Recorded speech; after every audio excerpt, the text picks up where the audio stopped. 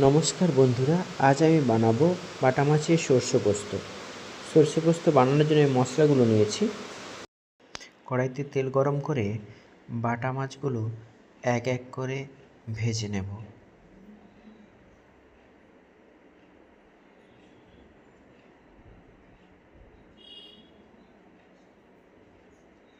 উল্টে পাল্টে মাছগুলো ভেজে নিয়েছি। ভেজে নেওয়ার পরে কড়াই থেকে তুলে নিচ্ছি।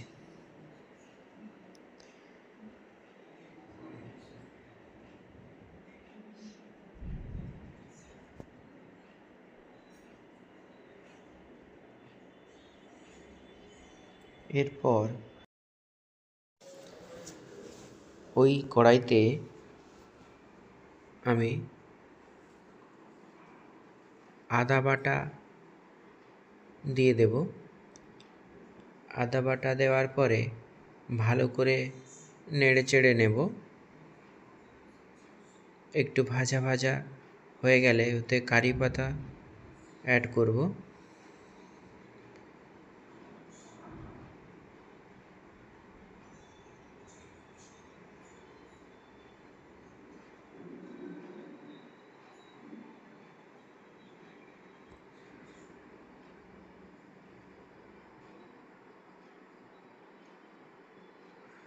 এরপর আমি পেঁয়াজ কুচি দিয়েছি।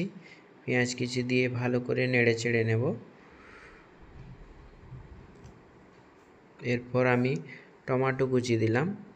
টমেটো কুচি দিয়ে ভালো করে নেড়ে চেড়ে নেব। পেঁয়াজ টমেটোগুলো ভালো করে ভাজা ভাজা হয়ে যায়। এগুলো ভালো করে ভাজা ভাজা হয়ে যাওয়ার পরে আমি কিছু কাঁচা লঙ্কা দেব। কাঁচা লঙ্কা দিয়ে ভালো করে নাড়তে থাকলাম।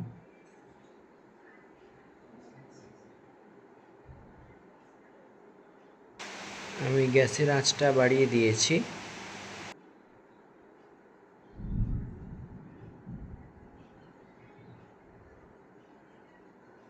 মশলাটা ভালো করে নেড়ে চেড়ে নেব।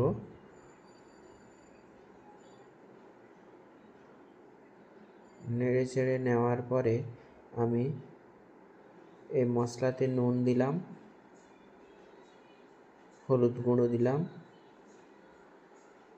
লঙ্কা গুঁড়ো দিলাম,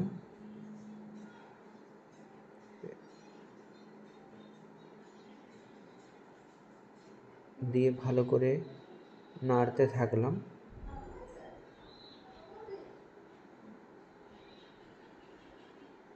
এরপর আমি একটা পেস্ট বানিয়েছিলাম, সর্ষে দিয়ে পোস্ট করেছিলাম, সর্ষে সেইটা দিয়ে দিলাম। ওটা ভালো করে নেড়ে চেড়ে নেব।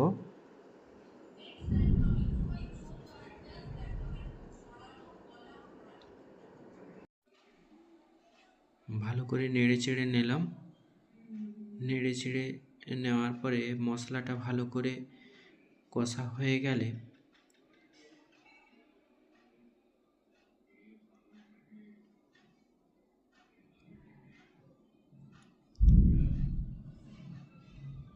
আমি কাজু পোস্তটা একটু বেটে রেখেছিলাম, ওইটা দিয়ে দিলাম। দিয়ে ভালো করে নাড়াচাড়া করব। করার পরে আমি এতে সামান্য জল দিয়ে দেব। জল দিয়ে ভালো করে নেড়ে চেড়ে নেব। গ্রেভিটা ঘন হয়ে যাবে এবং ভালো করে ফুটে উঠলে ওর মধ্যে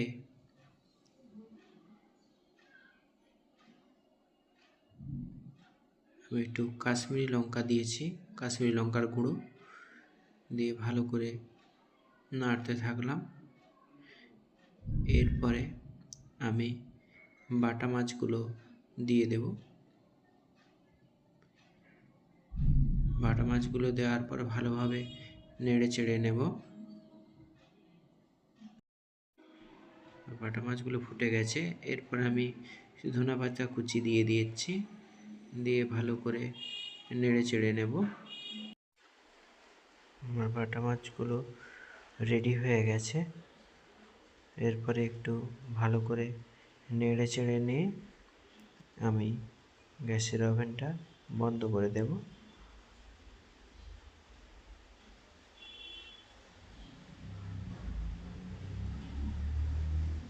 বাটা মাছের সর্ষে পোস্ত আমার রেডি হয়ে গেছে।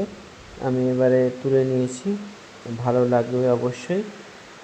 ভালো লাগলে আপনারা শেয়ার লাইক করবেন।